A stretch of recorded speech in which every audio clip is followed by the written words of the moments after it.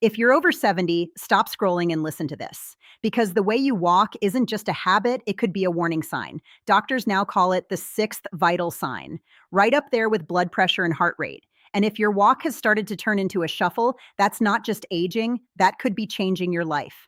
Today, I'm revealing one simple change that could stop a fall, keep you out of the hospital, and maybe even save your life.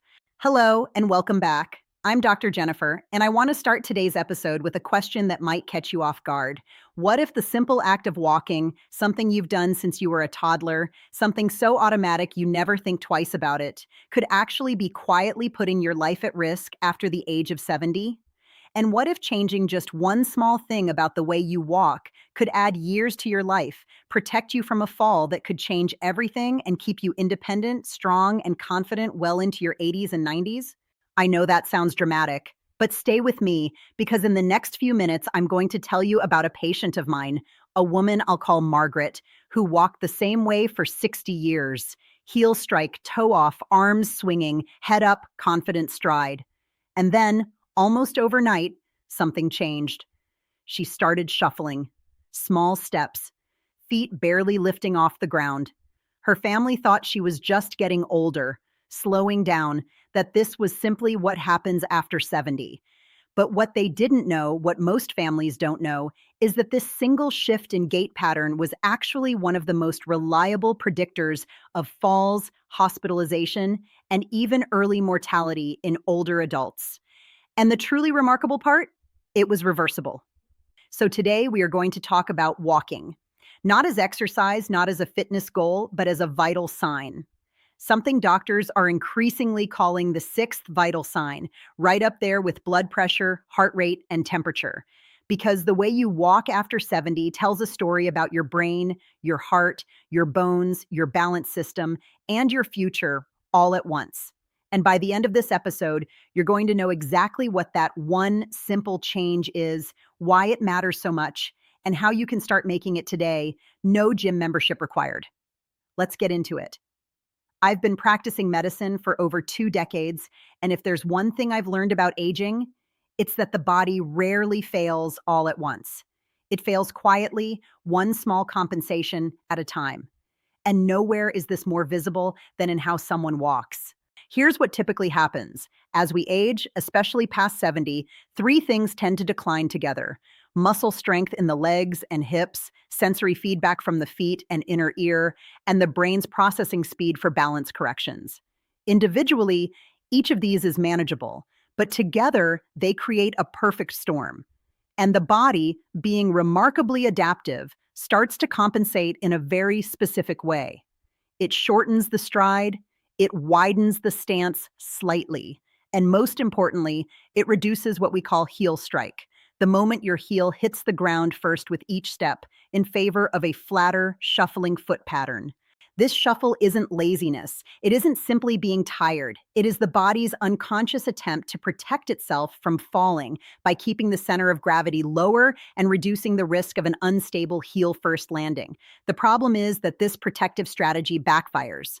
A shuffling gait actually increases fall risk rather than decreasing it, because it makes you more likely to trip on uneven surfaces, rugs, curbs, or even your own feet.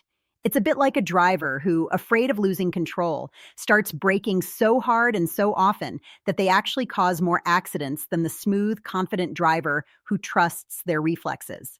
So what is the one simple change? It's something physical therapists call cueing the heel strike, or more simply, walking with intention through the heel first.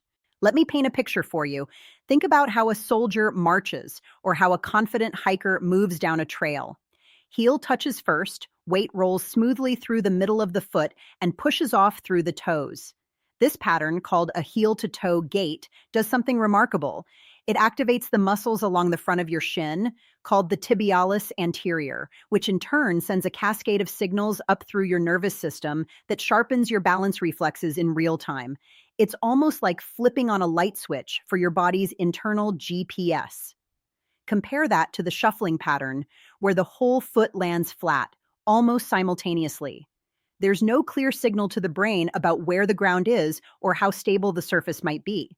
It's the difference between confidently knocking on a door and knowing exactly how hard the wood is, versus pressing your whole hand against a foggy window and not being sure what you're about to touch.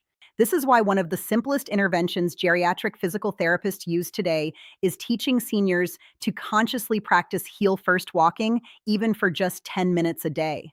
And the research behind this is honestly stunning. Studies published in journals focused on gerontology have shown that gait retraining programs emphasizing heel strike and stride length can reduce fall risk by as much as 30 to 40% in older adults. Let that sink in for a moment. 30 to 40% from something as simple as how your foot touches the ground. Now let's go back to Margaret for a moment because her story illustrates this perfectly. When I first examined her, I didn't order an MRI. I didn't immediately reach for medication. I asked her to walk down the hallway of my clinic, slowly, naturally. And what I saw confirmed my suspicion.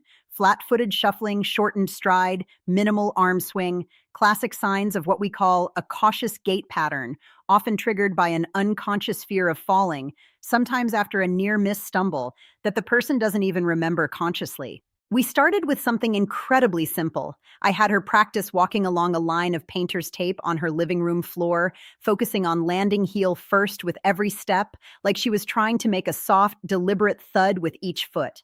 At first, it felt unnatural to her, almost theatrical. She told me it felt like she was pretending to be a runway model. I told her that was exactly the point. Confidence in your stride isn't just psychological, it's biomechanical. The brain interprets a strong, deliberate gait as a signal that the body is stable, and it relaxes the overprotective, shuffling response. Within 6 weeks, Margaret's stride length had increased. Her physical therapist measured her gait speed, another critical marker we look at, and found it had improved by nearly 15%. Gait speed, by the way, is so predictive of overall health and longevity that some researchers have called it a vital sign of aging itself. A landmark study following thousands of older adults found that for every tenth of a meter per second decrease in walking speed, mortality risk increased measurably. Walking speed alone, in some research models, has predicted survival better than age, blood pressure, or even chronic disease count. So when I say this one change could save your life, I am not exaggerating for dramatic effect.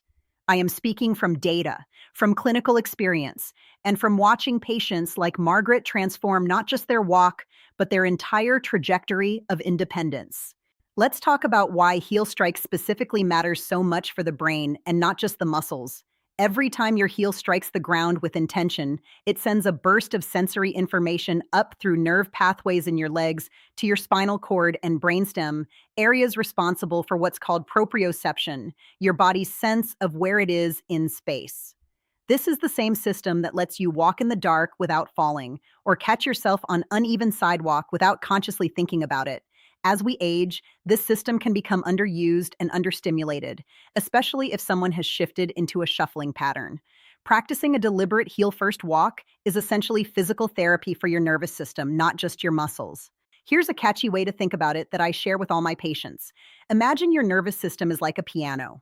If you only ever press the same 2 or 3 soft keys, the rest of the piano starts to feel unfamiliar, even a little rusty. But the moment you start pressing a fuller range of keys, heel down, weight transfer, push off through the toes, you're essentially playing the whole instrument again. You're waking up dormant neural pathways that have been sitting quietly, waiting to be used. Now, I want to be very clear about something important because I take patient safety seriously. If you have a known balance disorder, a history of stroke, severe arthritis, neuropathy, or you use a cane or walker, please do not start any gait retraining program without first speaking to your physician or a physical therapist. What I'm describing today is general health education, not a personalized medical prescription. Your body, your history, and your specific risk factors matter, and a professional assessment ensures that any change you make is both safe and effective for you specifically. That said, for many healthy older adults simply noticing a slight shuffle creeping in, here is a simple at-home starting point. Find a hallway or a quiet stretch of flooring. Walk slowly and consciously focus on letting your heel touch down first with each step, rolling smoothly through to your toes before lifting off. Keep your head up, eyes looking forward rather than down at your feet, which helps engage your balance system properly rather than relying solely on vision. Let your arms swing naturally because arm swing and leg movement are neurologically linked, and restricting one can actually destabilize the other. Even 5 to 10 minutes a day of this intentional practice can begin retraining the pattern. Another simple example I love sharing involves a retired school teacher named Robert, who came to me convinced that his slower walking was simply old age catching up with him. After working specifically on heel strike and stride length over 2 months, his wife told me something that stuck with me. She said it was like watching him walk into a room 20 years younger. Not because his joints had reversed in age, but because his nervous system had relearned a pattern of confidence and stability that had quietly faded. This is the heart of why I wanted to do this episode. Aging is not simply a passive process happening to you. There are active, specific, evidence-based things you can do that genuinely change your trajectory. And walking, something so basic we rarely examine it, turns out to be one of the most powerful levers available. As we close out today, I want to leave you with this thought. The way you walk into a room says more about your health than almost any single test we run in a clinic. It reflects your strength, your balance, your confidence, and your nervous system's vitality, all happening in real time with every single step. After 70, that simple heel to toe pattern isn't just about looking steady. It's about staying independent, staying out of the hospital, staying connected to the people and activities you love, and yes, statistically speaking, staying alive longer and living better. So here is my challenge for you this week. Take 10 minutes, just 10, and walk with intention. Heel first, roll through, push off. Notice how it feels different. Notice how your body responds. And if you have a parent, a grandparent, or a friend over 70, share this episode with them because sometimes the most powerful gift we can give the people we love is simply paying attention to how they move through the world. Thank you so much for spending this time with me today. I'm Dr. Jennifer, and this has been your Senior Health Podcast. If this episode resonated with you, I'd love for you to share it with someone who needs to hear it, leave a review wherever you're listening, and subscribe so you never miss an episode. Remember, growing older doesn't have to mean growing smaller, slower, or more fearful. With the right knowledge and a little intentional practice, these years can be some of the strongest, steadiest, and most vibrant of your life. Until next time, take care of yourselves, take care of each other, and keep walking forward, one confident step at a time.